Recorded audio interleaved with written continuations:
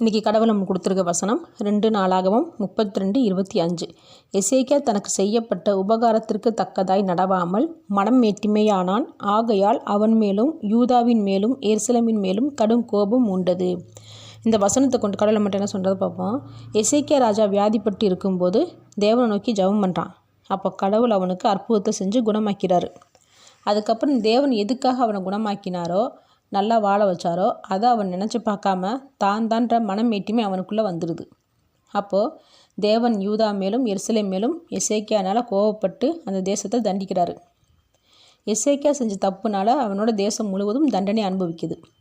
நாம் நினைக்கலாம், எசேக்கியா ராஜா செஞ்ச தப்புக்கு தேசம் முழுவதும் ஏன் தண்டனை அனுபவிக்கணும்னு. ஏன்னா அந்த தேசம் முழுவதும் எசேக்கியாவுக்கு சொந்தம், அவன் தான் ராஜா. அப்போது நம்ம மனம் மேட்டுமையாக தலகணமாக நடக்கும்போது நம்மளை மட்டும் இல்லை, நமக்கு சொந்தமான எல்லாத்தையும் தேவன் தண்டிக்கிறாரு. நம்மளை தண்டிக்கிற வழியை விட நமக்கு சொந்தமாக இருக்கிறவங்கள, சொந்தமாக இருக்கிற நிலங்களை, வேலைகளை தண்டிக்கும் போது தான் நமக்கு வலி அதிகமாக இருக்கும். அதனால தான் தேவன் தேசத்தை தண்டிக்கிறாரு. மனமேட்டிமை நம்மளை எதுவுமே யோசித்து செயல்பட விடாது. யார்கிட்டையும் நல்ல யோசனை கேட்க விடாது. நம்ம செய்கிறதான் சரின்னு நினைக்க தோணும். நம்ம எதுக்கு மற்றவங்ககிட்ட யோசனை கேட்கணும், உதவி கேட்கணும்? நாம் செய்கிறது எல்லாமே சரியாக தான் இருக்கும் அப்படின்னு சொல்லி நினைக்க தோணும்.